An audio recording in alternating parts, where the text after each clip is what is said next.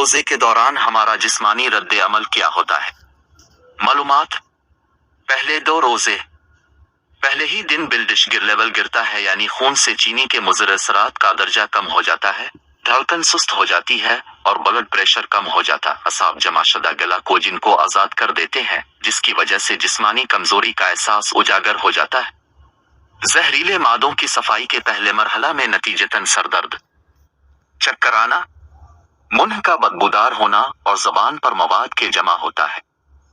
تیسر یسی 7 روزے تک جسم کی چربی ٹوٹ پھوٹ کا شکار ہوتی ہے اور پہلے مرحلہ میں گلوکوزمی تبدیل ہو جاتی ہے۔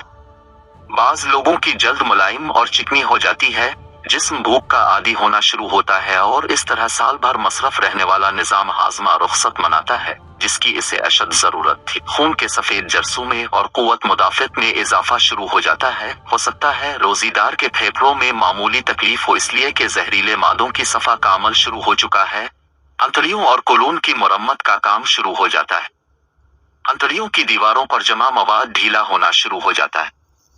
8 سے 15 روزے تک آپ پہلے سے توانا محسوس کرتے ہیں، دماغی طور پر چست اور ہلکا محسوس کرتے ہیں۔ ہو سکتا ہے پرانی چوٹ اور زخم محسوس ہونا شروع ہوں، اس لیے کہ اب آپ کا جسم اپنے دفاع کے لیے پہلے سے زیادہ فعال اور مضبوط ہو چکا ہے۔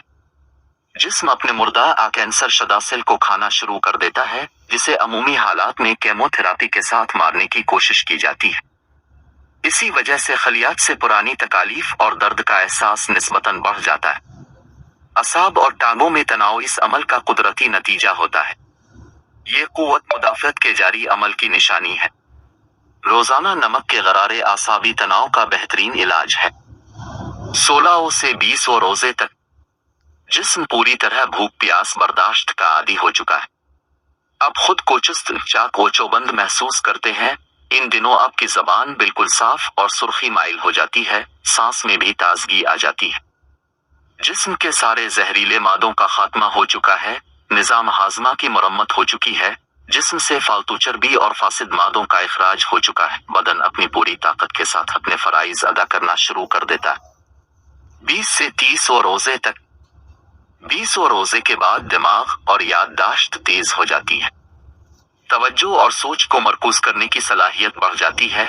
بلا شبہ بدن اور روح تیسرے عشرے کی برکات کو بھرپور انداز سے ادا کرنے کے قابل ہو جاتا ہے۔ یہ تو ہوئے دنیاوی فوائد، جو بے شک اللہ نے ہماری ہی بلا کے لیے ہم پر فرض کیا، مگر دیکھیے رحمت الہی کا انداز کریمانہ کہ اس کے احکام ماننے سے ہماری آخرت بھی سنوارنے کا بہترین بندوبست کر دیا۔